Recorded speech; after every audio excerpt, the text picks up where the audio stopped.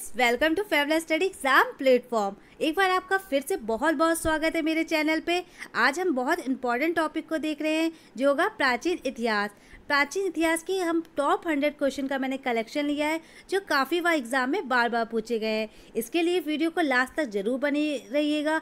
ये जो क्वेश्चंस मैंने लिए हैं ये बार बार मल्टीपल टाइम एग्जाम में पूछे गए और काफ़ी बार एग्जाम में ट्रेन किए हैं, तो उसके लिए वीडियो को लाइक शेयर और सब्सक्राइब जरूर करिएगा। तो फ्रेंड्स देखते हैं, पहला क्वेश्चन हमारा स्क्रीन पे दे रखा है, जिस काल का कोई लिखित विवरण उपलब्ध नहीं हो कहा जाता है। तो उसे क्या कहा जाता है? प्रागैतिहासिक काल, आद्य ऐतिहासिक काल, पुरापाषाण काल या ऐतिहासिक काल। तो दोस्तों इसका आंसर क्या होगा? तो ए ऑप्शन बिल्कुल सही है, प्रागैतिहासिक काल इसका करेक्ट आंसर है। नेक्स्ट क्वेश्चन की तरफ बढ़ते हैं। क्वेश्चन नंबर 2 दे रखा है, आदि मानव ने सर्वप्रथम किस पशु को पालतू बनाया था? तो किसे बनाया था? बैल को बनाया था, कुत्ता को बनाया था, गाय को या हाथी को? तो ये फ्रेंड्स आपको आंसर पता ही होगा, तो इसका राइट आंसर बी ऑप्शन बिल्कुल करेक्ट है, उसका हो जाएगा कुत्ता। अगला क्वेश्चन देखते हैं। क्वेश्चन नंबर 3 दे रखा है हमारी स्क्रीन पे, आधुनिक होमो सैपियंस मानव का उद्भव किस काल में हुआ था? तो आपको बताना है निम्न पुरापाषाण काल में, मध्य पुरापाषाण काल में, उच्च पुरापाषाण काल में या ताम्रपाषाण काल में। तो गाइस इसका आंसर कीजिए। तो इसका राइट आंसर हो जाएगा फ्रेंड्स उच्च पुरापाषाण काल। नेक्स्ट क्वेश्चन देखते हैं। क्वेश्चन नंबर 4 दे रखा है हमारी स्क्रीन पे, मानव ने आग का प्रयोग किस काल में प्रारंभ किया? तो मध्य पाषाण काल में, नवपाषाण काल में, ताम्रपाषाण काल में या कांस्य काल में। तो गाइस इसका राइट आंसर है बी ऑप्शन बिल्कुल करेक्ट है, नवपाषाण काल में। क्वेश्चन नंबर 5 है हमारे स्क्रीन पे, मानव ने सर्वप्रथम किस धातु का प्रयोग किया था? तो किसका किया था? लोहा, चांदी, तांबा या पीतल। तो दोस्तों इसका आंसर होगा, तो मानव ने सर्वप्रथम धातु का प्रयोग किया था तांबा, कॉपर कहते हैं जिसे। अगला क्वेश्चन है, क्वेश्चन नंबर 6 है हमारे स्क्रीन पे, प्रागैतिहासिक काल के अंतर्गत किन संस्कृतियों को रखा गया है? तो मतलब कौन सी संस्कृति? कांस्य, ताम्र, पाषाण या लौह। तो दोस्तों इसका आंसर हो जाएगा आप पाषाण बिल्कुल सही है, सी ऑप्शन राइट हो जाएगा, तो सी ऑप्शन करेक्ट हो जाएगा। अगला क्वेश्चन देखते हैं। क्वेश्चन नंबर 7 है हमारी स्क्रीन पे, मानव द्वारा उपयोग में लाई गई पहली फसल कौन सी थी? तो चावल थी, गेहूं थी, जौ थी या सभी थी। तो जो मानव द्वारा उपयोग में लाई गई पहली फसल थी वो कौन सी थी? गेहूं थी, सी ऑप्शन करेक्ट हो जाएगा। बढ़ते हैं नेक्स्ट क्वेश्चन की तरफ। क्वेश्चन नंबर 8 दे रखा है, मानव खाद्य पदार्थों का उत्पादक एवं उपभोक्ता कब बना? तो किस काल में बना? ए दे रखा है मध्यपाषाण काल, बी दे रखा है ताम्रपाषाण काल, सी दे रखा है नवपाषाण काल और डी दे रखा है कोई नहीं। तो फ्रेंड्स का यही आंसर है, सी ऑप्शन बिल्कुल करेक्ट हो जाएगा, नवपाषाण काल। बढ़ती है अपने अगले क्वेश्चन की तरफ। क्वेश्चन नंबर 9 दे रखा है, कौन पुरातत्वविद मतलब पुरातत्ववेता हड़प्पा के उत्खनन से संबंधित हैं? तो कौन संबंधित है? ए ऑप्शन दे रखा है दयाराम साइनी, वाई.डी. शर्मा, आर.एस. बिष्ट या बी.बी. लाल। तो इसका राइट आंसर हो जाएगा ए, दयाराम साइनी जो है वो हड़प्पा के उत्खनन से संबंधित है। नेक्स्ट क्वेश्चन देखते हैं। क्वेश्चन नंबर 10 दे रखा है हमारी स्क्रीन पे, सिंधु घाटी सभ्यता मानव इतिहास के किस काल से संबंधित है? तो हमें बताना है प्रागैतिहासिक काल से, आद्य ऐतिहासिक काल से या ऐतिहासिक काल से या कोई नहीं। तो गाइस इसका आंसर कीजिए। तो फ्रेंड्स का आंसर हो जाएगा बी ऑप्शन बिल्कुल करेक्ट है, आद्य ऐतिहासिक काल, तो बी ऑप्शन करेक्ट है। बढ़ते हम अगले क्वेश्चन की तरफ। क्वेश्चन नंबर 11 दे रखा है, हड़प्पा के स्थलों में कांस्य नर्तकी की मूर्ति कहाँ से प्राप्त हुई थी? तो कहाँ से हुई थी? ए हड़प्पा से हुई थी, कालीबंगा, चनुदड़ो या मोहनजोदड़ो। तो गाइस इसका आंसर कीजिए। तो डी ऑप्शन बिल्कुल करेक्ट है, मोहनजोदड़ो।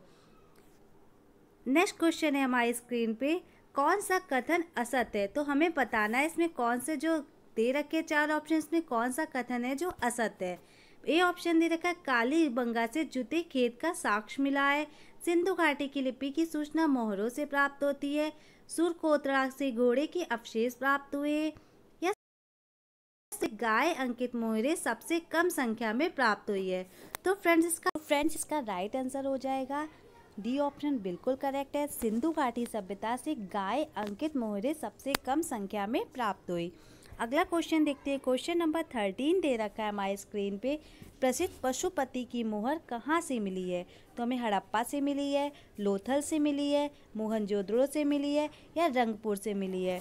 तो फ्रेंड्स इसका राइट आंसर हो जाएगा सी ऑप्शन बिल्कुल सही है, मोहनजोदड़ो से मिली है। बढ़ते हैं हम अपने अगले क्वेश्चन की तरफ। क्वेश्चन नंबर 14 दे रखा है हमारी स्क्रीन पे। सिंधु सभ्यता में गोदीवाड़ा का साक्ष्य कहाँ से मिला है? तो कहाँ से मिला है? धौलावीरा से मिला है, कोरदीजी सिंध प्रांत से, चुनुदड़ो से या लोथल से? तो फ्रेंड्स इसका आंसर कीजिए। तो इसका राइट आंसर हो जाएगा D option, Lothal is correct. बढ़ते ही अपना क्वेश्चन नंबर 15 पे। सिंधु सभ्यता में जो विशाल अन्नागार वो कहाँ से मिले हैं? तो हड़प्पा से मिले हैं, मोहनजोदड़ो से मिले हैं, राखीगढ़ी से या सुतका गेंडोर से? तो फ्रेंड्स इसका राइट आंसर हो जाएगा, तो इसका राइट आंसर है बी ऑप्शन, मोहनजोदड़ो। बढ़ते ही अपने अगले क्वेश्चन की तरफ। क्वेश्चन नंबर 16 दे रखा है, हमें बताना है इसमें कौन सा जोड़ा है जो गलत है। तो ये नगर की नदी दे रखी है और सागर तट। तो हड़प्पा, मोहनजोदड़ो, कोलीबंगा और आलमगीरपुर दे रखा है। तो हड़प्पा और सिंधु ये भी सही है, मोहनजोदड़ो सिंधु ये गलत है, कोलीबंगा घग्गर ये भी सही है, आलमगीरपुर हिंडन ये भी सही है। तो इसका बी ऑप्शन बिल्कुल करेक्ट हो जाएगा क्योंकि हमें असत्य बताना था। अगला क्वेश्चन देखते हैं। क्वेश्चन नंबर 17 है हमारे स्क्रीन पे। सिंधु सभ्यता की जो तिथि है वो सर्वमान्य तिथि हमें बतानी है। तो ए होगी 2500 से 1800 ईसा पूर्व, 2500 से 1750 ईसा पूर्व, सी 2900 से 1700 ईसा पूर्व, डी है 2400 से 1800 ईसा पूर्व। तो बी ऑप्शन बिल्कुल करेक्ट है आपका, 2500 से 1750 ईसा पूर्व। तो बी ऑप्शन करेक्ट है। अगला क्वेश्चन है हमारी स्क्रीन पे। भारत में मूर्ति पूजा का आरंभ माना जाता है। तो बताना है हमें मूर्ति पूजा का आरंभ किस सभ्यता से माना जाता है? सिंधु सभ्यता से, वैदिक सभ्यता से, मौर्य सभ्यता से या गुप्त काल से? तो जो मूर्ति पूजा का आरंभ है वो माना जाता है, डी ऑप्शन बिल्कुल सही है, गुप्त काल से। तो डी ऑप्शन करेक्ट है। बढ़ते हम अपने अगले क्वेश्चन की तरफ। क्वेश्चन नंबर 19 दे रखा है। ऋग्वैदिक आर्य जो है वो किसकी पूजा करते थे? तो हमें बताना है ये किसकी पूजा करते थे, प्रकृति की, गाय की, वृक्ष की या माता की? तो फ्रेंड्स इसका राइट आंसर हो जाएगा ए ऑप्शन बिल्कुल करेक्ट है, प्रकृति की। तो ए ऑप्शन करेक्ट हो जाएगा। बढ़ते हैं अपने अगले क्वेश्चन की तरफ। क्वेश्चन नंबर 20 दे रखा है। आर्य जो है वो भारत में सबसे पहले कहाँ बसे थे? तो हमें बताना है सप्त सैंधव प्रदेश में, नर्मदा घाटी में, यमुना में या उपरोक्त सभी में? तो आर्य जो थे वो भारत में सबसे पहले कहाँ हुए थे? ए ऑप्शन बिल्कुल सही है, सप्त सैंधव प्रदेश में। तो फ्रेंड्स अगला क्वेश्चन देखते हैं। तो क्वेश्चन नंबर 22 है हमारी स्क्रीन पे। गायत्री मंत्र है वो किससे संबंधित है? हमें बताना है। ए ऋग्वेद से, बी यजुर्वेद से, सी सामवेद से, डी है अर्थवेद से? तो फ्रेंड्स इसका आंसर हो जाएगा ए ऑप्शन बिल्कुल करेक्ट है, गायत्री मंत्र संबंधित है ऋग्वेद से। अगला क्वेश्चन देखते हैं। क्वेश्चन नंबर 23 दे रखा है। सप्तमेव जयते उक्ति कहाँ से ली गई है? तो हमें बतानी है छंदोग्य उपनिषद से, मुंडको उपनिषद से, मनुस्मृति से या ऋग्वेद से? तो फ्रेंड्स इसका राइट आंसर हो जाएगा, लिया गया है बी ऑप्शन बिल्कुल सही है, मुंडको उपनिषद से। अगला क्वेश्चन देखते हैं। क्वेश्चन नंबर 24 दे रखा है हमारे स्क्रीन पे। ऋग्वेद का जो नवा मंडल है किस एक को ही समर्पित सूक्तों का संग्रह है? तो किसको है? सोम को है, अग्नि को है, वरुण को है या इंद्र को है? तो फ्रेंड्स इसका आंसर कीजिए। तो इसका राइट आंसर हो जाएगा ए ऑप्शन बिल्कुल करेक्ट है, सोम। बढ़ते हैं हम अपने नेक्स्ट क्वेश्चन की तरफ जो है क्वेश्चन नंबर 25। निम्न में से प्राचीनतम वेद कौन सा है? तो हमें बताना है कौन से चारों वेदों में सबसे प्राचीन वेद है? ऋग्वेद है, सामवेद है, यजुर्वेद है या अर्थवेद है? तो दोस्तों इसका आंसर कीजिए। इसका राइट आंसर हो जाएगा ए ऑप्शन बिल्कुल करेक्ट है, ऋग्वेद। अगला क्वेश्चन देखते हैं। क्वेश्चन नंबर 26 दे रखा है। उत्तर वैदिक काल में इंद्र का जो स्थान है वो किस देवता को मिला है? तो बताना है वरुण को मिला है, प्रजापति को, विष्णु को या महेश को? तो फ्रेंड्स का राइट आंसर क्या होगा? तो इसका राइट आंसर है बी ऑप्शन बिल्कुल करेक्ट है, प्रजापति। तो बी ऑप्शन करेक्ट है। आगे देखते हैं। क्वेश्चन नंबर 27 में बता रहा है कि हमें बताना है इनमें से कौन सा जो कथन है वो असत्य है। पहला ऑप्शन दे रखा, उत्तर वैदिक काल तक समाज स्पष्ट रूप से 4 वर्णों में विभाजित हो गया था। बी ऑप्शन दे रखा है, उत्तर वैदिक काल में गोद प्रथा का प्रचलन शुरू हुआ। सी ऑप्शन दे रखा है उत्तर वैदिक काल में स्त्रियों को सभा में प्रवेश की अनुमति थी, जबकि ऋग वैदिक काल में ऐसा नहीं था। डी ऑप्शन दे रखा है भारत में लोहों का प्रयोग जो था वो पहला साक्ष्य उत्तर प्रदेश की अंतरजी खेड़ा में मिला। तो फ्रेंड्स इसमें बताना है कौन सा असत है, तो इसका असत आंसर हो जाएगा सी ऑप्शन बिल्कुल करेक्ट है। उत्तर वैदिक काल में स्त्रियों को सभा में प्रवेश की अनुमति थी, जबकि ऋग वैदिक काल में ऐसा नहीं था। बढ़ते हैं अगले क्वेश्चन की तरफ। क्वेश्चन नंबर 28 दे रखा है असत कथन को चुनना है। नदियों के प्राचीन नाम दे रखे हैं और आधुनिक नाम बताने, तो इसमें बताना है कौन सा गलत है। वितस्ता का झेलम सही है, परुष्णी का रावी ये भी सही है, शतुद्री का स्वास्थ्य ये गलत है और विपाशा का व्यास ये भी सही है। तो हमारा कौन सा आंसर सही हो जाएगा, इसमें सी ऑप्शन बिल्कुल करेक्ट हो जाएगा। अगला क्वेश्चन दे रखा है किस वेद की जो रचना है वो गद पद दोनों में की गई है। तो हमें बताना है किसकी की गई है, ऋग्वेद की, यजुर्वेद की, सामवेद की या अर्थवेद की। तो फ्रेंड्स का राइट आंसर हो जाएगा बी यजुर्वेद। अगला क्वेश्चन देखते हैं, क्वेश्चन नंबर 13 है कौन सा सुमेकित नहीं हमें बताना है। तो महाजनपद दे रखे है और उसकी कैपिटल दे रखी है। तो कुरु की इंद्रप्रस्थ, चेदी की पोटली या मगध की गिरिव्रज या मल की कुशावती। तो कौन सा गलत है, जो ये ए ऑप्शन भी सही है, सी भी सही है और डी भी सही है। तो कौन सा गलत हो जाएगा, बी ऑप्शन गलत है, क्योंकि चेदी की जो राजधानी वो पोटली नहीं है। तो हमारा फिर करेक्ट आंसर बी हो जाएगा। अगला क्वेश्चन देखते हैं, क्वेश्चन नंबर 31 दे रखा है पाटलिपुत्र नगर का संस्थापक कौन था। तो कौन था, बिंबिसार था, अजातशत्रु था या उदयन था या धनानंद था। तो पाटलिपुत्र जो नगर का संस्थापक था वो बी ऑप्शन बिल्कुल सही है, अजातशत्रु जो मगध का राजा था। अगला क्वेश्चन देखते हैं किस शासक की उपाधि जो थी वो कुड़िक थी। तो हमें बतानी है किसकी थी, अजातशत्रु की थी, उदयन की थी, कालाशोक की थी या महापद नंद की थी। राइट आंसर हो जाएगा ए ऑप्शन बिल्कुल सही है, अजातशत्रु। फ्रेंड्स मैंने ऊपर का क्वेश्चन थोड़ा कुछ गलत हो गई, मिस्टेक हो गई है। जो पाटलिपुत्र जो नगर है उसके संस्थापक कौन है, वो उदयन है। तो अब अजातशत्रु मैं तुम्हें बताया था वो गलत है, सी ऑप्शन करेक्ट होगा। बढ़ते हैं अगले क्वेश्चन की तरफ। क्वेश्चन नंबर 33 दे रखा है सिकंदर के समय मगध पर किसका शासन था। तो किसका था, महापद नंद का, घनानंद का, चंद्रगुप्त मौर्य का या पोरस का। तो सिकंदर के समय जो मगध का शासन किस पे था, घनानंद पे। तो बी ऑप्शन बिल्कुल करेक्ट है। क्वेश्चन नंबर 34 देखते हैं कालाशोक की राजधानी क्या है। तो वैशाली है, राजगृह है, पाटलिपुत्र है या अवंती है। तो कालाशोक की राजधानी क्या होगी फ्रेंड्स, जो होगी पाटलिपुत्र, सी ऑप्शन करेक्ट है। बढ़ते हैं अपने अगले क्वेश्चन की तरफ। क्वेश्चन नंबर 35 दे रखा है किस सर्वछत्रांतक अर्थात क्षत्रियों का नाश करने वाला कहा गया, किसे कहा गया।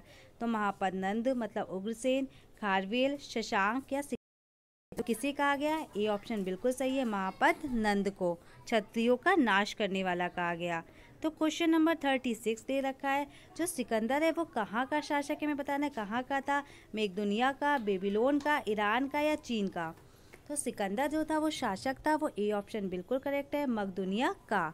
बढ़ते हैं अपने अगले क्वेश्चन की तरफ। क्वेश्चन नंबर 37 दे रखा है सिकंदर और पोरस के बीच जो प्रसिद्ध झेलम का जो युद्ध हुआ था, मतलब हाइडेस पीस का युद्ध, तो कब हुआ था हमें बताना है। 323 ईसा पूर्व, 325 ईसा पूर्व, 326 ईसा पूर्व या 328 ईसा पूर्व।